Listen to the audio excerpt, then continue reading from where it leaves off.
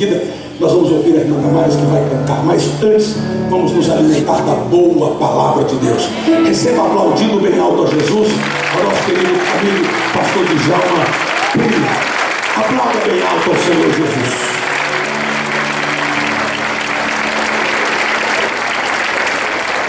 Amigas, na sua casa, apresente melhor o seu material. Esse povo veio aqui para ouvir a voz de Deus através da sua vida. Bem-vindo, essa é a sua vida.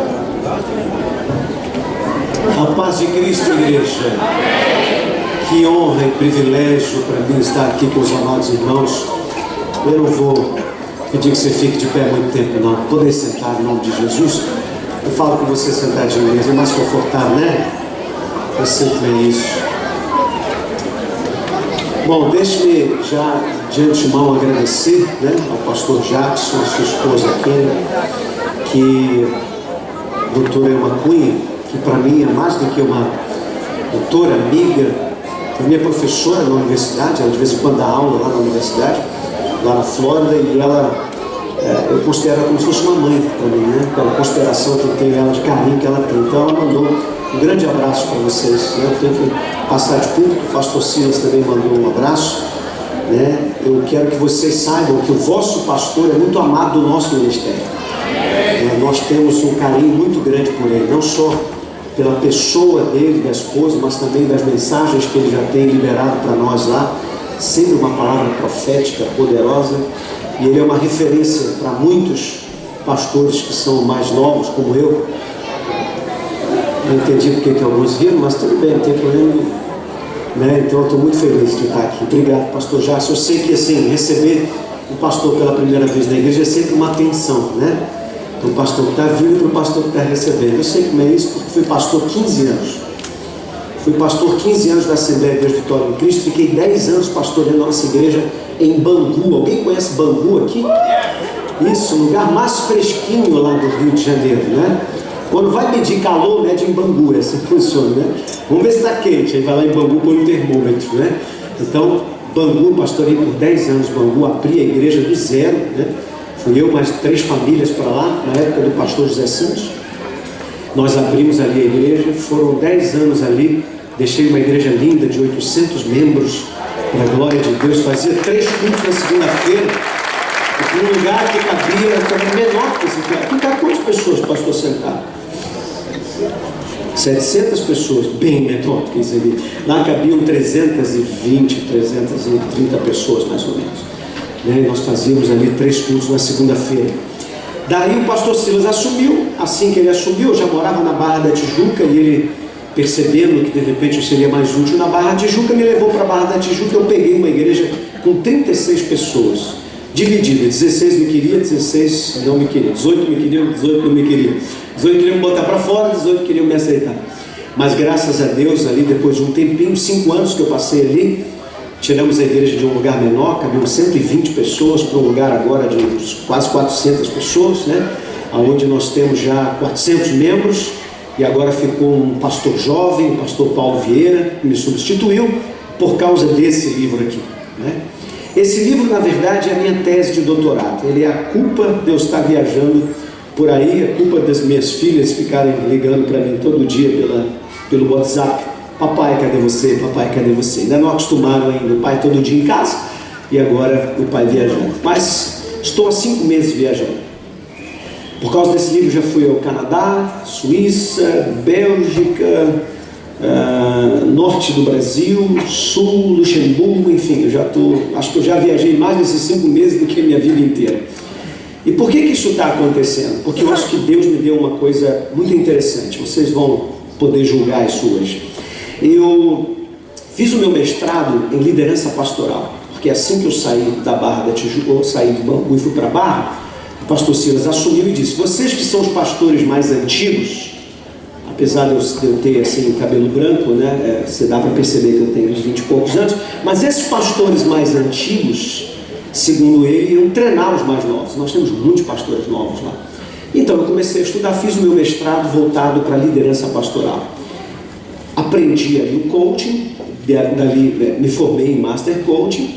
Eu sou um dos 5 brasileiros, membro do Instituto de Coaching de Harvard, da maior universidade do mundo, Eles têm um instituto lá de coaching, onde eu sou membro ali desse instituto, então eu tenho acesso a muitas informações que hoje a área de ciências cognitivas, porque esse instituto de coaching é formado por médicos de Harvard, e todos os investimentos na área do comportamento humano são feitos por ali, e eles então passam isso nas convenções e nos seminários. Então todo ano eu vou lá para saber as novidades e acompanho o ano inteiro pela internet as coisas que eu recebo, os artigos, e isso me fez mergulhar mais em ciências cognitivas e na área do comportamento. A gente fala ciências cognitivas, está falando da área de inteligência. Então eu me especializei em inteligência, e no meu doutorado, depois de eu ter conhecido um pouquinho isso, e por que nessa pergunta? Por que você foi para essa área, pastor? Porque ser pastor é um negócio assim diferente, é uma profissão. Eu sei que aqui na Inglaterra não é assim, né? Mas você sabe que lá no Brasil a gente tem muita gente doida. Atender em gabinete, pastor Jackson, lá no Brasil, eu sei que aqui na Inglaterra não tem isso, mas lá no Brasil é muito esquisito. Uma vez entrou uma senhora e falou assim: eu quero falar do meu filho com você. Eu falei: pois não, o que a senhora quer do seu filho? Eu quero que o senhor me ajude a dizer o que eu falo para ele, ou como é que eu devo aconselhá-lo. Eu falei: pois não. Era minha ovelha, o filho não era. Filho é um dos maiores advogados do Brasil. O nome do cara já assusta, assim, todo mundo conhece o nome do cara. Ele morava perto da igreja, 3 andares. Ele disse: olha, meu filho, ele é casado, tem 3 filhos, e ele trabalha o dia inteiro, mas quando ele chega em casa, ele se transforma. Eu pergunto: mas se transforma como? Diz: ele chega em casa, ele vira mulher. Ele vai para o 3º andar, ele tranca as portas, o andar é só dele, e ele bota roupa de mulher, sapato de mulher, e vira uma mulher mesmo. Os filhos sabem, né? Todo mundo sabe, mas ninguém no mundo sabe. Esse é o ser humano que a gente está encontrando. Um ser humano perdido, sem identidade. Eu já estou pregando, tá, gente? Fique tranquilo que a introdução do meu livro já é uma introdução da mensagem. Mas, pastor, fala pra caramba, não vai pregar não? Eu já estou introduzindo, porque tudo que eu vou falar para você aqui é a pista por onde eu vou andar, tá bom? Então, segura aí. Então, o ser humano está muito confuso, e eu como pastor precisava entender isso, e fui estudar. E o meu doutorado foi o seguinte: eu descobri que a ciência descobriu que nós fomos criados, pastor Jackson, por Deus, desenhados por Deus para ser espiritual. Não é uma condição assim que você escolhe ser ou não. Nós, mesmo que você não fosse da igreja, mesmo que você não quisesse saber de Deus, você foi desenhado por Ele para depender da sua espiritualidade. A ciência descobriu um lugar no cérebro que eles estão chamando de ponto de Deus no cérebro. É sobre isso que trata o meu livro. É sobre isso que trata a inteligência espiritual. A inteligência espiritual é um processo. E estudando sobre isso, eu descobri que nós temos dentro de nós 3 inteligências. Diga comigo: 3 inteligências. E quando eu falo de inteligência, você precisa entender o que é inteligência. Inteligência é quando eu tenho um processo onde eu tenho uma informação. Diga comigo: uma informação. Eu tenho um código de leitura dessa informação. Diga: código de leitura da informação. E então uma decorrente ação. Diga: ação. Então, se eu tenho informação, leitura e ação, eu tenho uma inteligência. Nós temos 3 processos diferentes no nosso corpo. O primeiro é um processo biológico. Diga comigo: inteligência biológica. A inteligência biológica, a informação está dentro de uma macromolécula, numa célula sua chamada DNA. Diga: DNA. Alguém já ouviu falar em DNA aqui? Muito bem. DNA é o local onde todas as informações do ser vivo está lá dentro. Todo e qualquer ser vivo tem. Desde uma planta, um bichinho. Quem tem bichinho de estimação aqui? O seu bichinho tem DNA, viu? O vírus, o Zika. Alguém conhece Zika? Pode falar dele? Ele tem DNA, né? O Gabriel tem alguns ali com ele, né? Acompanhando. Então, tem DNA, tá certo? Então, tudo que vive tem DNA. O que é o DNA? Ali tem todas as informações. E o seu corpo, ele sozinho trabalha essa inteligência inconscientemente. Ele não sabe o que está fazendo. Você já reparou quando você se machuca, a tua pele se auto-reconstrói? Você já reparou que quando você está machucado, o seu corpo se mexe para continuar vivendo? Ele sozinho faz isso porque Deus criou uma inteligência chamada inteligência biológica. A segunda inteligência do nosso corpo é a inteligência emocional. Diga comigo, inteligência emocional. A inteligência emocional, a informação estão nos neurônios. Diga comigo, neurônio. Quem tem neurônio aqui para eu ver? Graças a Deus, todo mundo tem, né? Que bênção. O que é o neurônio? O neurônio são umas células que registram as informações. Toda informação, memória que você tem é guardada nos neurônios. E você tem um processo de leitura desse neurônio que é o sistema nervoso. Quem tem sistema nervoso aqui? Deixa eu ver. Isso, maravilha. Quem tem sistema calmo ao invés de nervoso? Levanta a mão assim. Não, pode abaixar que não existe sistema calmo, tá? Só para avisar, não existe sistema calmo. O sistema é nervoso. Por que o sistema é nervoso? Porque ele tem um objetivo. Assim como a inteligência biológica, o objetivo é fazer você viver, a inteligência emocional só tem um objetivo: fazer você sobreviver. Pastor, o que é isso? A inteligência emocional é aquela que te mostra os perigos da vida. É ela que mostra para você: cuidado com esse cachorro, cuidado com esse carro aí, não atravessa a rua, cuidado com essa pessoa. Essa é a inteligência emocional. Por isso que ela é nervosinha, né? Você já percebeu que ela é nervosinha? Quem percebeu que ela é nervosinha?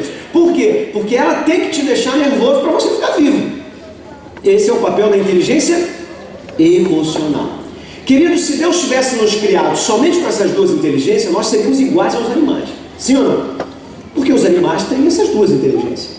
Mas Ele deu a gente uma terceira inteligência. Que terceira inteligência é essa? A inteligência espiritual. Quem está chamando de inteligência espiritual sou eu, não, é a ciência, viu? Eu só peguei o nome emprestado para botar no meu livro. Então, inteligência espiritual é um processo que a ciência descobriu que funciona dentro do nosso cérebro, aonde eu e você somos desenhados para viver por propósito. Se tivesse crente aqui, ia dar uns glórias já nessa palavra, já, mesmo científica, ia dar glória. Sabe por quê, querido? Deus nos criou por uma coisa chamada consciência. Diga consciência. Os animais não têm isso. Quem tem bichinho de estimação aqui? Levanta a mão. Quem conversa com bichinho de estimação?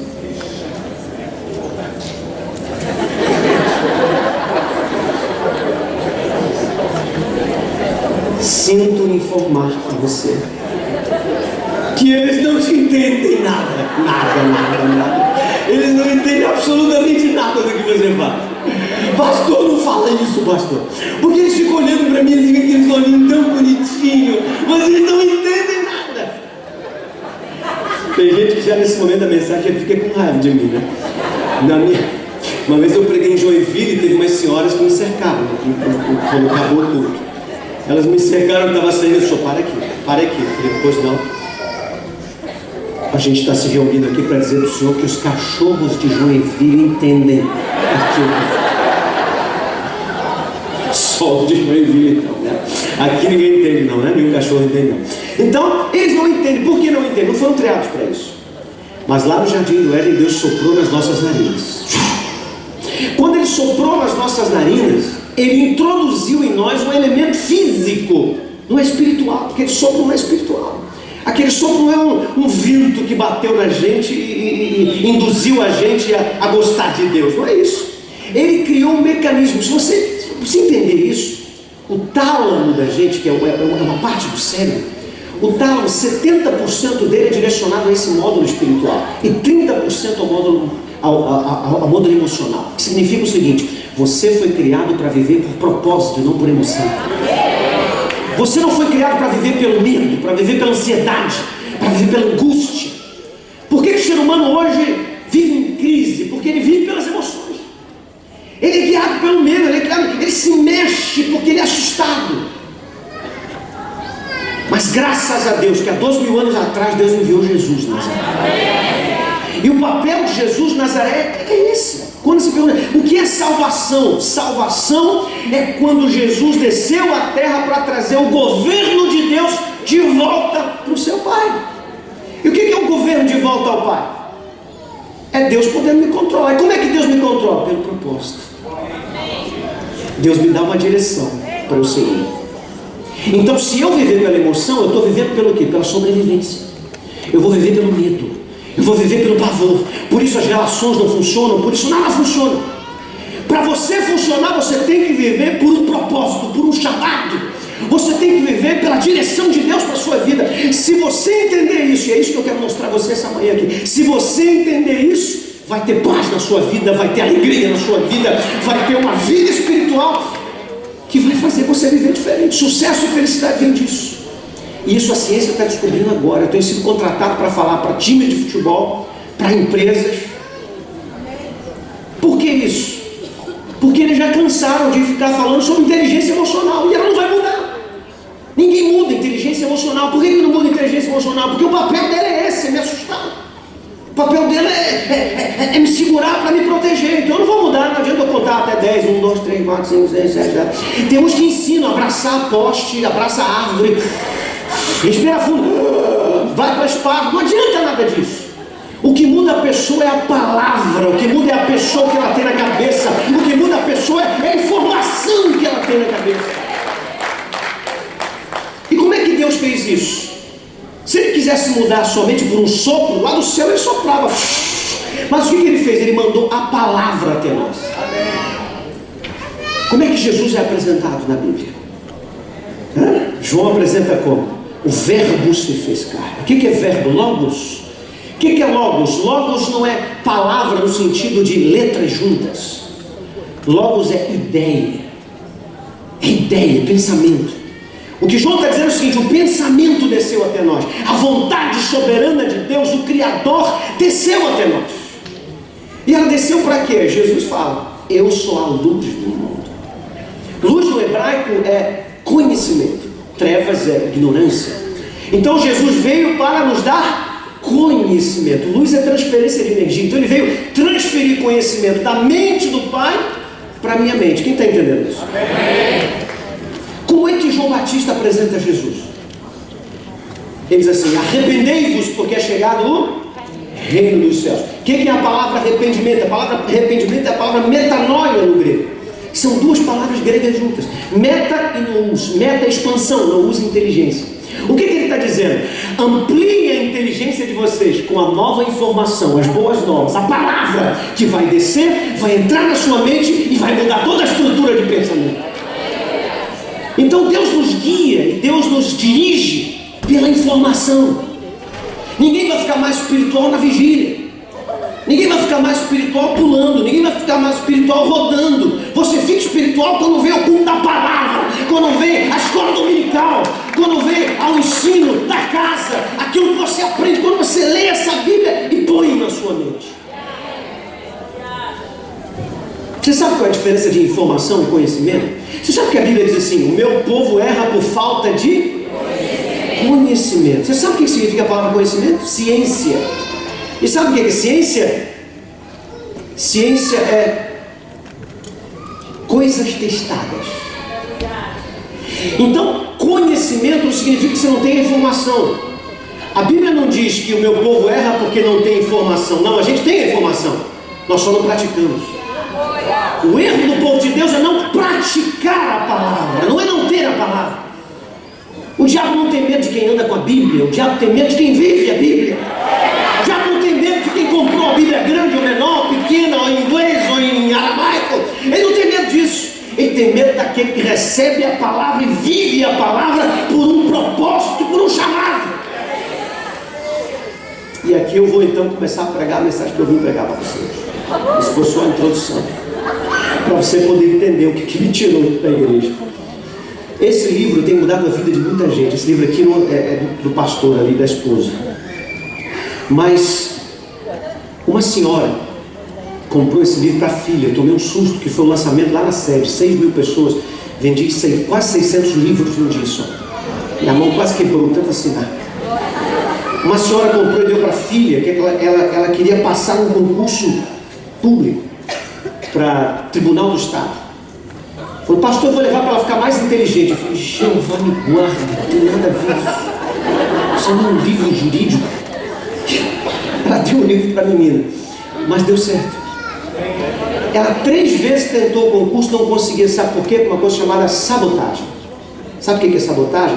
Vozes que ficam dentro da gente, falando contra o nosso propósito. De onde é essa voz?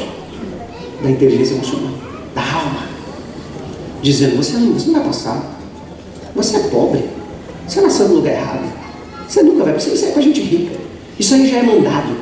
Já tem as pessoas certas para passar. Várias vozes. A garota chegava lá, ficava nervosa, não passava. Ela leu o meu livro e eu falo das vozes sabotadoras do livro. Eu ensino como é que você bloqueia essas vozes. E a menina aprendeu. Chegou lá, fez a prova, tirou em 5º lugar. Um concurso, né, que muita gente não consegue passar. Esse livro tem ajudado a salvar ateus. Você conhece pessoas que acham que a igreja é um lugar de gente burra. Entrega isso aqui para ela.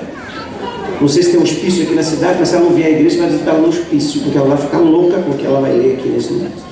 Então esse livro aqui é para você me ajudar a evangelizar, mais do que para você crescer e abrir tua mente para muita coisa diferente. Isso aqui é uma viagem para dentro de você mesmo, onde eu te ensino o que é que Deus fez em você.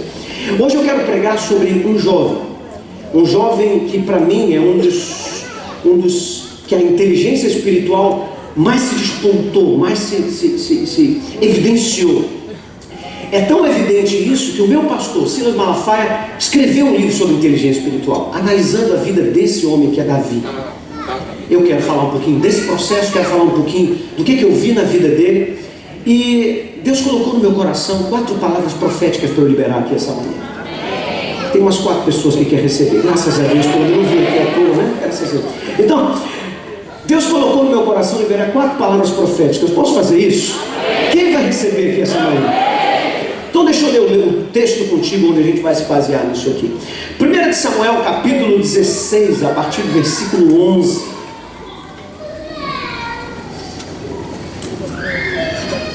Disse mais Samuel a Jessé: acabaram-se os jovens, e ele disse: ainda falta o menor. Este era apacenta as ovelhas. E disse: pois Samuel a Jessé: envia-o e manda-o chamar, porquanto não nos assentaremos em roda da mesa até que ele venha. Então mandou ele entrar. Ele era ruivo, formoso, de semblante de boa presença. E disse o Senhor: levanta-te e unge, porque é ele mesmo. Então Samuel tomou o vaso do azeite e ungiu no meio de seus irmãos. E o Espírito do Senhor se apoderou de Davi. Então Samuel se levantou e tornou a Ramá. O meu coração essa manhã pula mais uma vez, sempre que eu entro na casa do Senhor, para que a partir dessa manhã você possa olhar para si mesmo de uma forma diferente. Você possa olhar para si mesmo como alguém que tem um chamado, alguém que tem um propósito, alguém que não nasceu à toa. Você não vê esse mundo à toa. Deus não permite ninguém nascer de uma forma qualquer. Quando você nasce é uma permissão divina. Até porque quando você nasceu, não sei se você sabe, né, o teu pai fez uns negocinhos lá com a sua mãe, e aí depois disso você foi gerado. Mas você sabe como é que foi isso? Bilhões, diga comigo, bilhões. Bilhões de espermatozoides foram lançados dentro da sua mamãe. Maravilha. Pastor, cabia, tudo cabia. Fique tranquilo, muito pequenininho. E aí, quando entrou, só tinha um óvulo para fecundar. Acredita nisso? Um óvulozinho. E adivinha quem foi que fecundou? Levanta a mãozinha e fala assim: fui eu. Tem gente com dúvida ainda: será que fui eu? Foi você, irmão, você está aqui. Graças a Deus, né? Foi você que fecundou. Então imagina, um concurso público de 1 bilhão de pessoas, público não, privado, porque o seu pai, né, fez isso no oculto, né? Então, num concurso privado desse, você conseguiu vencer. É tremendo ou não é tremendo? Diga pra mim se é tremendo ou não é. É tremendo, lógico. Agora, o mais interessante é o seguinte: nessa época, nesse concurso, você correu por dentro de um fluido, e você não tinha braços nessa época, você não tinha perna. Olha que coisa legal, você não tinha nadadeira. Imagina você lá assim, ó. Você achou um negócio no escuro, entrou dentro do homem, fecundou e está aqui vivo. Fala que Deus vai ter um plano na sua vida. Diz para mim que isso não é algo espetacular, sensacional. E é assim que o diabo age, fazendo com que você pense que você nasceu por um acaso, veio de um negócio qualquer. O evolucionismo vem trazer essa ideia, né? Mas nós, graças a Deus, nós não cremos nisso. E é exatamente por isso, por pensar assim e acreditar assim, que esse homem aqui, Davi, teve uma vida guiada pelo Espírito de Deus. Inteligência espiritual é quando Deus consegue me governar. Inteligência espiritual é quando Deus fala e eu escuto. É quando Deus pensa e eu penso. E quando isso acontece, Ele me dá uma capacidade a você diferente dos outros. Porque quando você tem inteligência espiritual, você vê o que ninguém vê. Você percebe o que ninguém percebe. Você entende? Quem é que recebe essa palavra aqui no nome de Deus? Então, quando eu olho para a vida de Davi, eu vejo que várias coisas aconteceram, mas 4 dessas coisas Deus colocou no meu coração liberar sobre a sua vida. Posso fazer isso? Então abre sua mão aí para receber, abre sua mão para receber. Mas abre crendo, viu irmão? Abre crendo assim, ó, para receber, não para abençoar. Tem gente me abençoando aqui, muito obrigado, eu agradeço. Mas não é para abençoar agora, é para receber. Faz assim, isso, bonito, desse jeito. E não fique cansado, porque são 4 profecias. Se você cair, né, vai perder pelo menos 1 ou 2. Então, fique firme aí, tá bom? Em nome de Jesus. Você crê nisso? Amém. Primeira palavra que eu quero liberar sobre a tua vida, que aconteceu com Davi, vai acontecer contigo. Amém. Quando Davi foi ungido lá naquele dia por Samuel, no mundo espiritual, tudo aquilo que era de Saul, por legalidade, passou para Davi. Em nome do Senhor Jesus Cristo, eu profetizo para a tua vida, que Deus vai tirar da mão de ímpios para colocar na sua mão. Que Deus vai tirar riqueza de lugares onde você nem sabe onde é, para colocar a sua mão, meu irmão, porque você pertence ao reino, você é servo do Deus Altíssimo. Deus ungiu você aqui essa manhã, Deus liberou uma palavra de unção aqui essa manhã, e eu tenho certeza que Deus vai tirar da mão de pessoas que não glorificam o nome dele para botar na tua, porque você glorifica.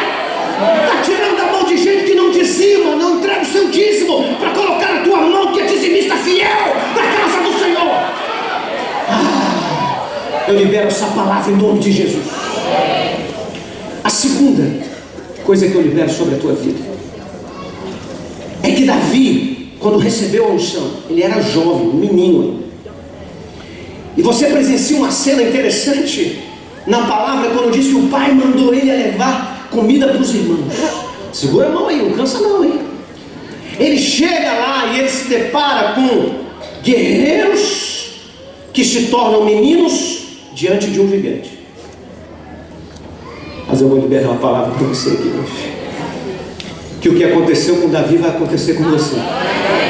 Um menino se tornou um guerreiro aquele dia para derrubar o gigante.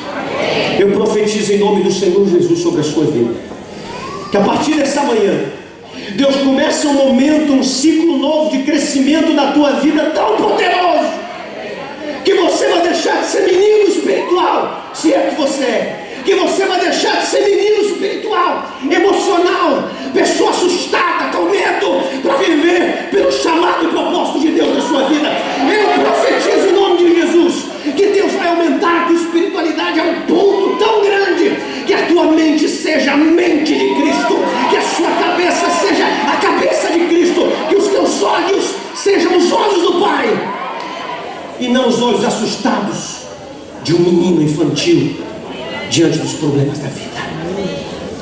Terceira palavra que eu quero liberar profética sobre a sua vida. Quem recebe? Eu profetizo em nome de Jesus, que assim como Deus falou de Davi, vai falar de você. Ele disse de Davi que Davi era um homem segundo o seu coração. Eu profetizo que isso vai acontecer com você. Deus vai falar, você vai ouvir. Você não vai ter dúvidas na hora de tomar decisões, porque Deus vai te instruir e você vai receber a instrução. Deus vai te falar, te soprar as suas verdades, e você vai receber e vai usar as suas verdades. A inteligência que você vai usar vai ser a tua inteligência espiritual para guiar a sua vida. Inútil. Se você for em Israel, aonde você for, você vai ver o nome do rei Davi espalhado naquela terra inteira. É estátua dele, é foto dele, é tudo que é troço dele. Por quê? A Bíblia diz que ele foi o maior rei que Israel já teve. Eu profetizo em nome de Jesus que você não vai passar nessa terra à toa, não, querido. Você vai deixar um legado nessa terra. Os teus netos vão falar do seu nome, vão dizer: papai passou aqui na Inglaterra, papai passou nesse lugar aqui, mamãe passou aqui nesse lugar, era mulher de Deus, era homem de Deus, fez uma obra tremenda, ganhou muita gente para Jesus, criou uma empresa, fez algo tremendo, poderoso, ele marcou a sua geração. É isso que os seus netos, filhos, bisnetos vão falar de você. Você vai deixar um legado nessa terra, em nome de Jesus. Quantos receberam as 4 aqui? Dê uma salva de palmas ao Senhor, a Rei da Glória, ao Deus tremendo e poderoso. Vira aí pro irmão, pega na mão dele, dá uma sacudida nele e fala assim: meu irmão, você, fala aí com força, não é um vencedor.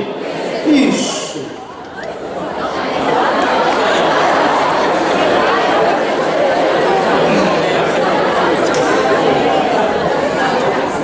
Parei só para beber uma água aqui que eu já estava com sede. Vamos continuar. Diga para o irmão: você não é vencedor. A Bíblia diz que você é mais, muito mais que vencedor. Pastor, o conceito é legal, não, mas o que significa isso? Qual a diferença de mais que vencedor? Qual é a diferença disso? É simples. O vencedor, para vencer, tem que lutar. O mais que vencedor, antes de lutar, quem pegou isso aí? Já venceu, antes de lutar ele já venceu, já sabe que venceu. Seria muito fácil se eu parasse agora aqui e chamasse a cantora Damares para cantar uma bênção, né? 4 palavras proféticas, já recebi, agora pode ir embora, pastor. Mas deixa eu dizer uma coisa para você. E tudo tem um custo, irmão. Tudo tem um preço. Essa palavra profética que eu liberei foi a consequência do que Deus fez na vida de um homem que fez a vontade dele. Então eu quero te dar 3 características, não vou falar muito não, 3 características de Davi, que se você tiver na sua vida, a inteligência espiritual não vai vazar, ela não vai embora, ela não vai sair. Quantos recebem isso? Amém. Primeira característica: quando Samuel foi ungir Davi, todo mundo sabia o que estava acontecendo dentro da casa. Por quê? Porque Samuel não unge qualquer pessoa. Ele é um profeta. Ele é o sacerdote. Então, o sacerdote, o profeta, quando vai ungir, ele só unge reis e outros profetas. Ele não está ungindo todo mundo, não unge o povo. Então, se ele estava na casa, ou ele ia ungir um rei, ou ele ia ungir um profeta. Se a família dele não é a família de Arão, ele pode ser profeta? Não pode ser profeta. Então só podia ser rei. Então ali não tinha nada escondido. Quando ele chega com o vaso do azeite, chama o menino para ungir, o que o menino sabe que vai acontecer com ele? Ele está sendo ungido para ser o próximo rei de Israel. Quando Samuel estende o azeite, eu pergunto para você, o que ele fez? Será que ele fez igual Gideão? Você vai me ungir? Minha família é a mais pobre, Manassés. Eu sou o menor da casa do meu pai. Foi isso que ele fez, né? Ele entrou embaixo e falou: pode ungir. Você deve ter entendido o que eu falei aqui. Escuta aqui, ó.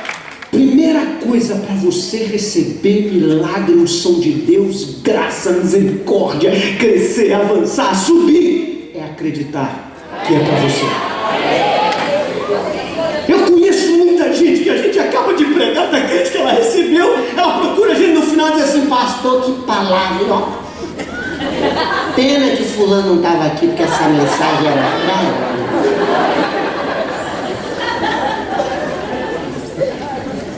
É para você, diga essa manhã aqui, é para você, é para mim, fala, é para mim.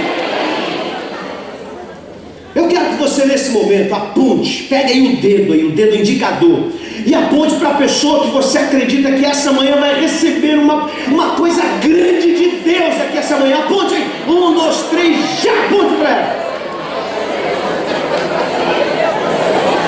Você vê, a maioria não aprendeu nada do que eu acabei de falar aqui agora. Eu falei que era você está apontando para o outro.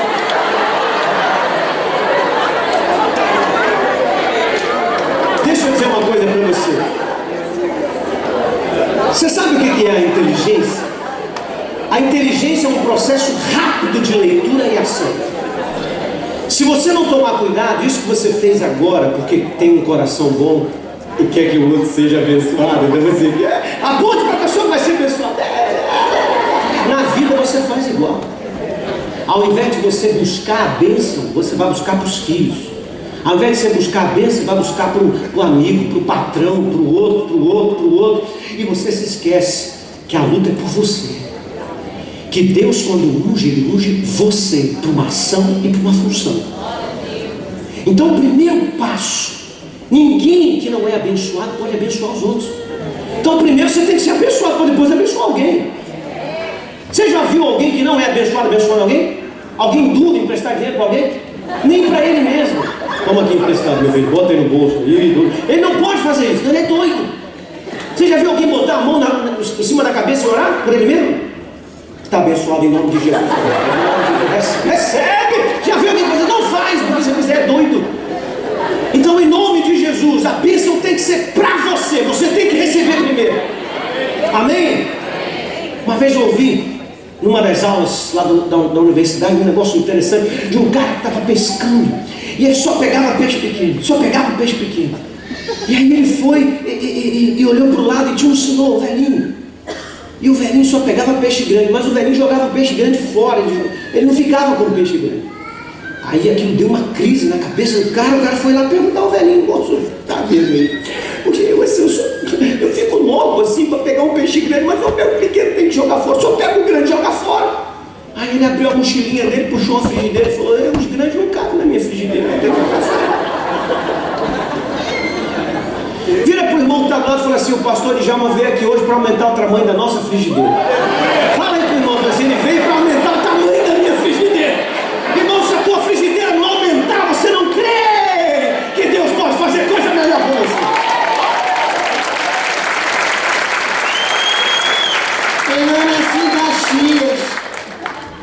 Eu nasci em Caxias. Quando eu olho aqui pregando para gente tão elegante, bonita que nem você, eu fico pensando como é que Deus fez isso, tirou um cara lá de Caxias. Porque para ele não tem nacionalidade, para ele não tem nome de parente, para ele não tem sobrenome. Deus é Deus, Ele faz o que Ele quer, como Ele quer, do jeito que quer. E Ele gosta de fazer isso, pegar coisas pequenas que não é e fazer com que ela seja para confundir aqueles que se acham sábios. Então, em nome de Jesus, recebe essa palavra. A bênção de Deus é para você. Segundo lugar, ninguém recebe nada de Deus se não assumir riscos. Tudo na vida tem riscos, querido. Tudo, diga comigo, tudo na vida tem riscos. Eu, para casar com a mulher mais linda do mundo, que eu casei com a mulher mais linda do mundo, para eu casar com a minha esposa, eu tive que perguntar a ela se você quer casar comigo. Ela podia dizer não, e eu saí de fininho, podia ou não podia, sim ou não? Mas eu corri o risco e casei com ela. Tudo na vida tem risco. Você vai pedir um emprego, você aplica lá no emprego, você pode ser contratado ou não. E se não for, vai buscar outro. Mas o que é isso? Risco. Tem pessoas que não assumem o risco, ela vê o risco e não vai. Davi olhou e falou, o que está acontecendo aí, rapaz? Tem um gigante aí gritando aí, que está querendo lutar. É mesmo? O que vão dar aí? Rapaz, vão isentar de impostos, o rei vai dar filha para casar. Opa, tem um degrau para subir aí, eu vou pegar esse gigante, vou botar ele no bolso e vou casar com a filha do rei. Ele viu uma oportunidade. Inteligência espiritual é quando todo mundo vê problema, você vê solução. Inteligência espiritual é quando todo mundo olha para o gigante e vê um inimigo. Ele olhou e viu uma oportunidade. Eu vou crescer na vida desse cara. Mas isso significa assumir riscos. Eu quero mostrar a você que você já assumiu risco na vida, que você já fez coisas tremendas na sua vida e que isso mudou a tua história. Você quer ver? Você faz coisas hoje extraordinárias, porque lá no passado você assumiu risco. Você quer ver uma coisa? Quem é que anda de bicicleta aqui? Levanta a mão para eu ver assim. Sabe andar de bicicleta? Quem sabe andar? Sabe andar? Levante a mão. Fica com a mão levantada. Olha para essa pessoa que está com a mão levantada e diga assim, você faz algo extraordinário.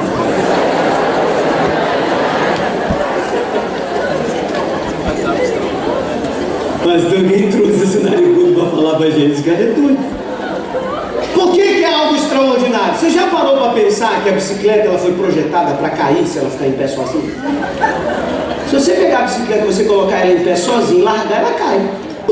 O livro quase não cai, mas ela cai. Mas você sobe na bicicleta e ainda anda nela. Você é tremendo, irmão, você é fantástico. Você consegue andar naquele negócio que foi projetado para cair. Mas como é que tudo começou? Você botou 2 rodinhas na bicicleta. Quem lembra disso? Você botou duas rodinhas, uma do lado, uma do outro, você foi pedalando, pedalando, né? E era ruim para fazer curva, você lembra disso?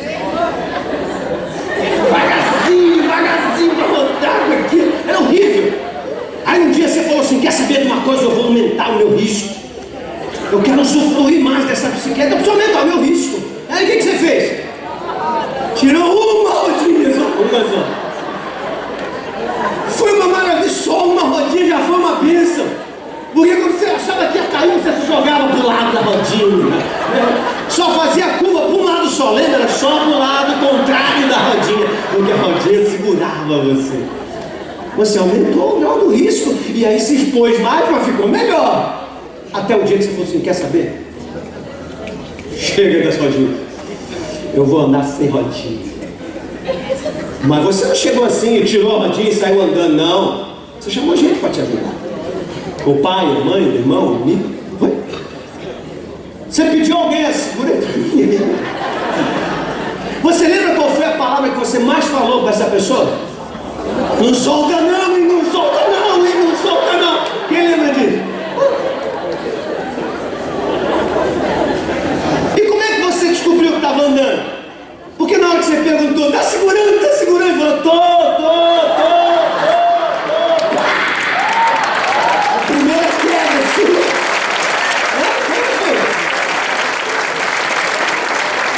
Mas como é que isso funciona na vida? É a mesma coisa. O que Deus quer é que você aprenda que você com Ele pode assumir risco. Que você não vai precisar olhar para trás e dizer, Senhor, está segurando, porque Ele sempre vai estar segurando. E aonde você for, Deus vai lá, te suportando os sonhos, os projetos, os propósitos.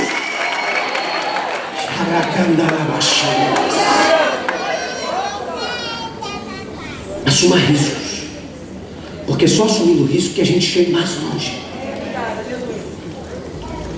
A minha casa foi um sonho realizado, né? Todo mundo quer comprar a sua casa, mas foi um grande risco que eu assumi na vida.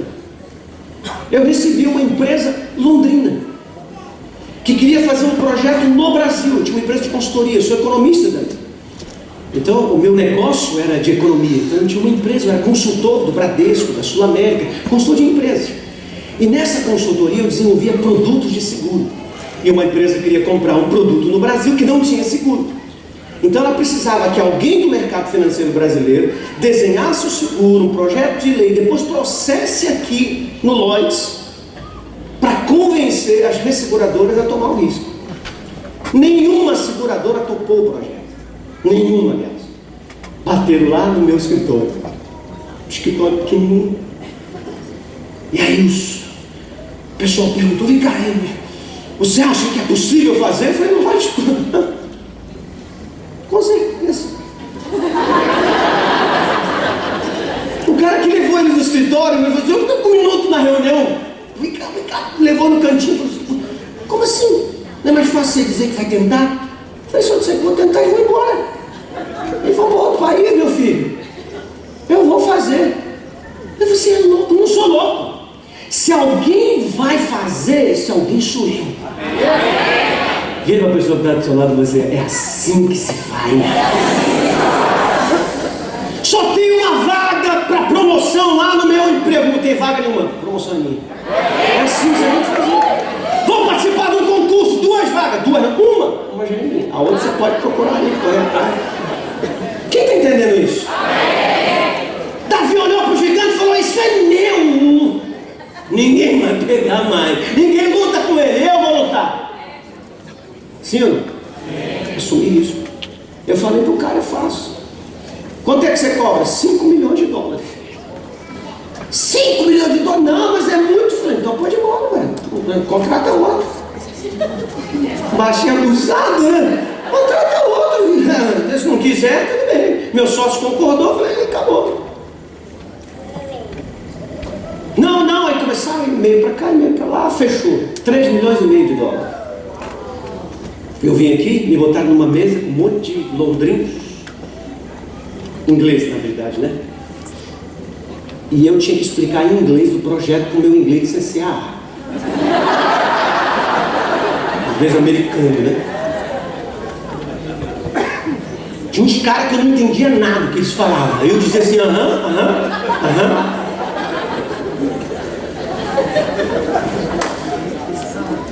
Eu sei o seguinte, para resumir, eu fechei o contrato, ganhei o dinheiro para comprar a minha casa. E não sei se o velho vendeu, glória a Deus, né? Mas é bom demais, viu? Que bênção. Mas por que isso aconteceu na minha vida? Porque eu não fiquei com medo de assumir isso. Você está com medo de quê? É porque você é brasileiro? Você está com medo de quê? É porque você nasceu num lugar pobre? Como é o nome do lugar que você nasceu? Eu pastorei gente que nasceu em Periquita. O cara vai vencer na vida com o nome Periquita. Onde é que você mora? Periquita. Onde é que você mora? Sapo. Não dá. Você não deve ter nascido num lugar melhor do que esse aí que eu estou falando. Mas não importa. Se você confiar em Deus, Ele vai abrir as portas para você. É lógico, você não vai fazer nenhuma loucura, mas o Espírito de Deus vai te guiar. Amém? E a última coisa que para mim é essencial é que eu não conheço ninguém que venceu na vida que não tenha controlado os seus pensamentos. A mente da gente é o nosso driver, é o nosso motorista, é aquele que guia a gente.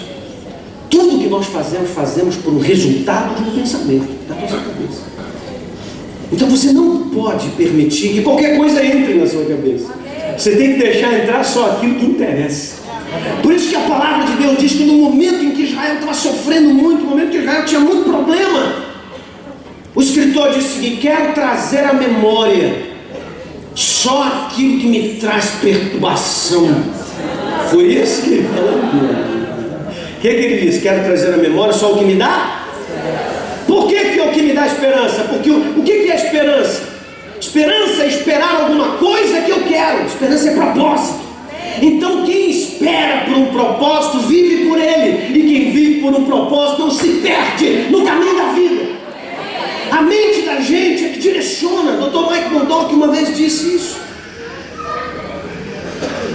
Deixa eu ver se eu lembro exatamente a frase que ele falou. Assim: when your heart decide the destiny, your mind set the map to achieve. Quando o seu coração decide um destino, a sua mente traça um mapa para você alcançar. Né? Agora, traduzindo isso para a inteligência espiritual, quando Deus tem um chamado na sua vida e o seu coração aceita esse chamado, a sua mente não vai permitir que nenhuma sabotagem entre para tirar você do caminho. Quem entendeu isso? Diga amém. Davi chegou diante do rei. Meu rei, você é baiano, meu rei, eu quero lutar com esse gigante. O rei olhou para ele assim: meu filho, meu filho, tão pequeno desse jeito, você já lutou alguma vez na vida? Não. Nenhuma? Não. Ah, você não vai lutar com esse cara, não. Esse cara é guerreiro. Olha a palavra de incentivo do rei. Esse cara é guerreiro desde criança. Desde pequenininho que esse cara luta, ele mata um monte de gente. Esse cara é guerreiro daqueles pesados, ainda é grande ainda. Olha você, como é que você vai lutar? Querido, se Davi deixasse essa palavra entrar no coração dele, ele não ia lutar. Por isso você tem que cuidar das coisas que entram na sua cabeça. Isso quando a gente fala, né, a Bíblia diz que Deus quer o nosso coração. Você viu isso? A Bíblia pedindo: filho meu, dá-me o teu. O que é coração na Bíblia? Coração na Bíblia é sede das emoções e da memória. Coração na Bíblia são os teus neurônios. Coração na Bíblia é o que você guarda, é o seu sistema emocional. Então, o que Deus está dizendo é o seguinte: entrega o teu sistema emocional, entrega as suas memórias para mim, entrega o que você põe na sua cabeça, que se você fizer isso, eu vou cuidar de você. Eu não vou deixar você ter medo. Você acha que Davi não teve medo do gigante quando ele enfrentou o gigante? Lógico que ele teve. Só que o seu propósito era maior do que o seu medo. Só que o seu propósito liderava a sua mente mais do que o seu medo. Deixa eu dizer uma coisa para você. Eu peço a Deus que você aprenda a fazer isso, a cuidar da sua mente.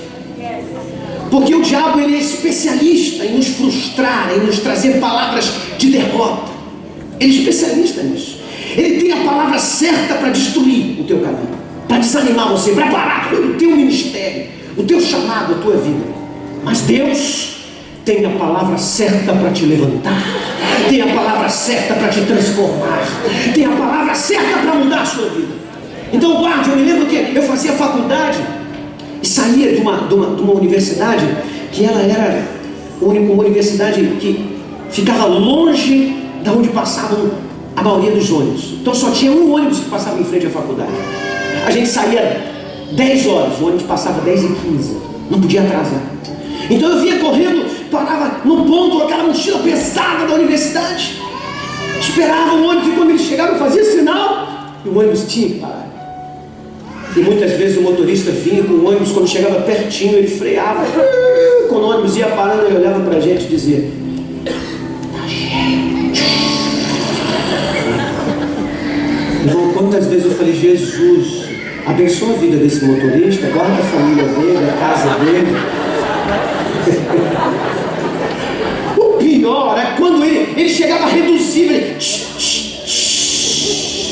o ônibus ia parar, a gente animado de ir para casa, ele olhava para a gente e falava: ia embora.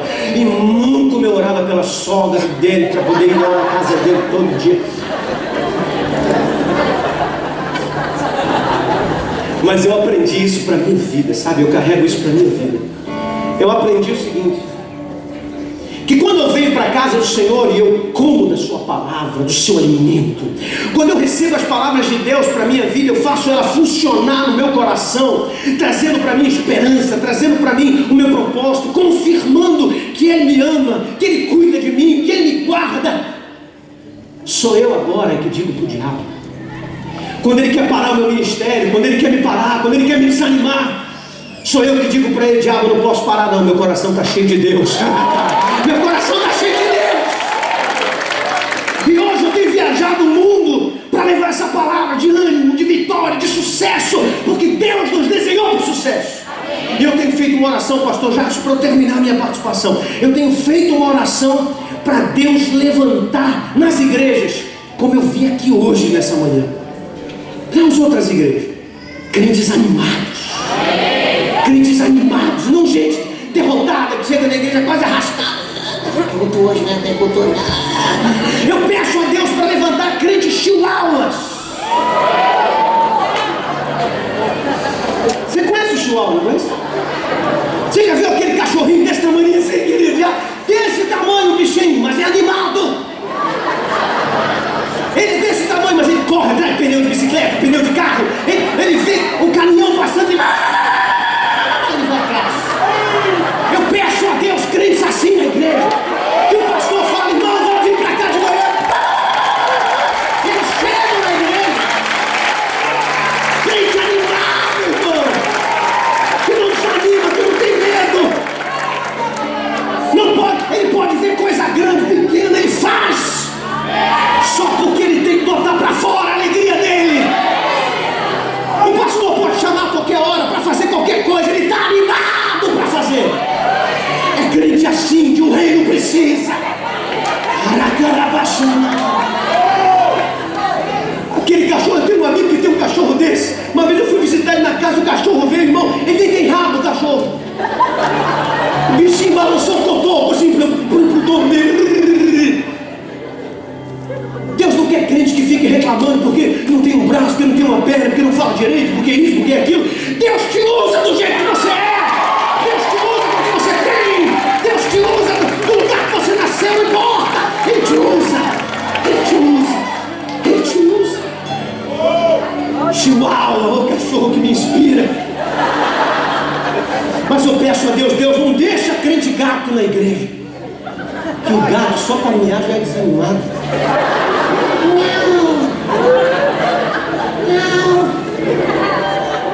Crente assim atrapalha a obra, irmão. Vamos comigo ali fazer uma visita.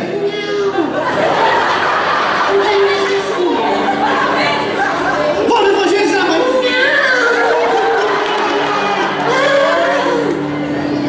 o gato é sensível, o gato qualquer coisa assusta. Crente gato, quando chove não vem à igreja, está chovendo.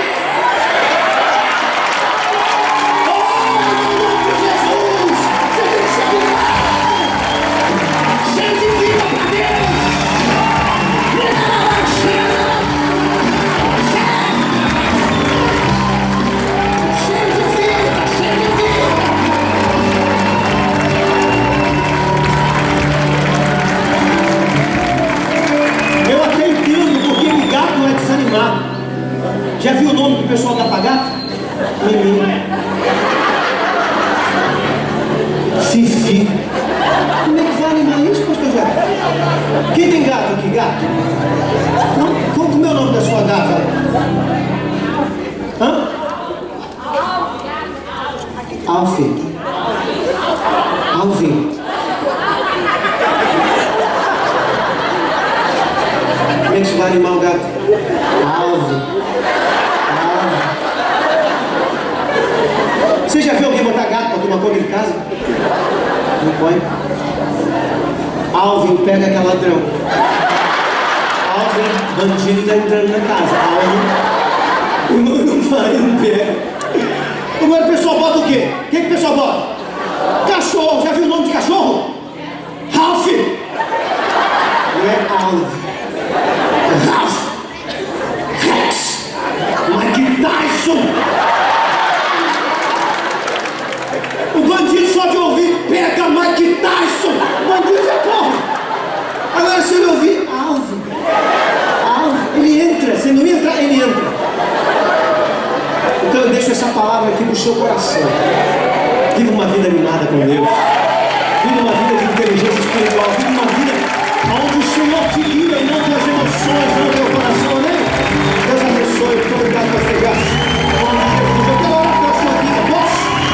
Viva de pé em nome de Jesus.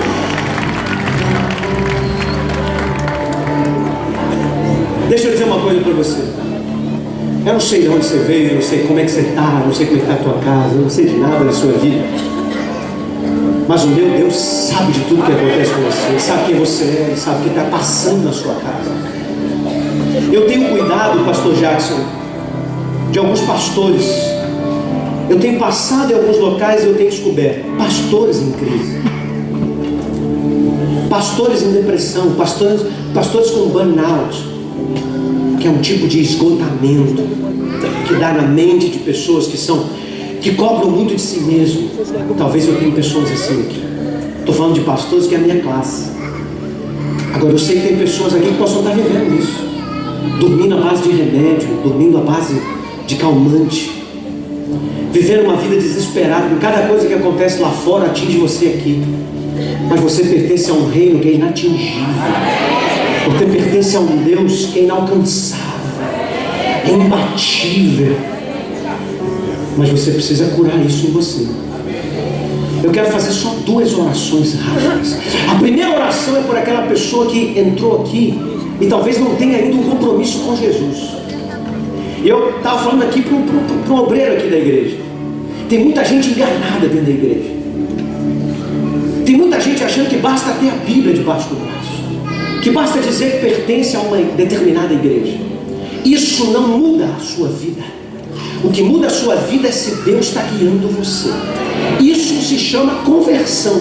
Se você quer entregar a sua vida para Deus dirigir, então se prepare. Coisas tremendas vão acontecer com você. E eu quero fazer essa primeira oração por pessoas que querem entregar a vida para Deus dirigir.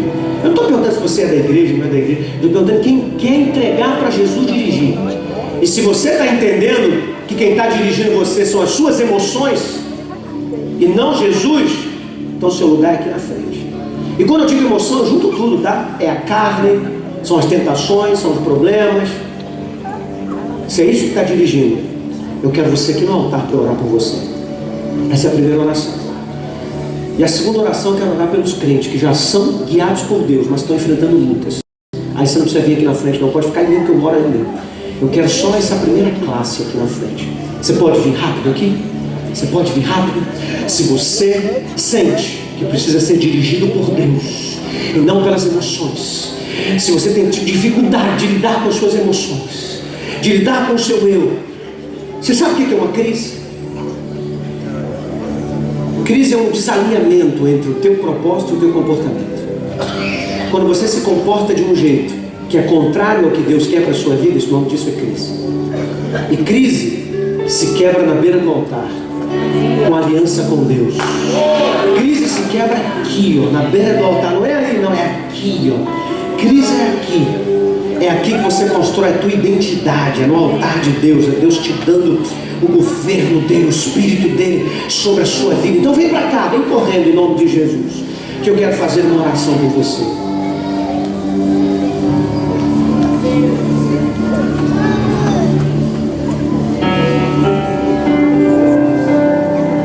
Vamos orar. Você é servo de Deus, levante sua mão para cá, estende para cá.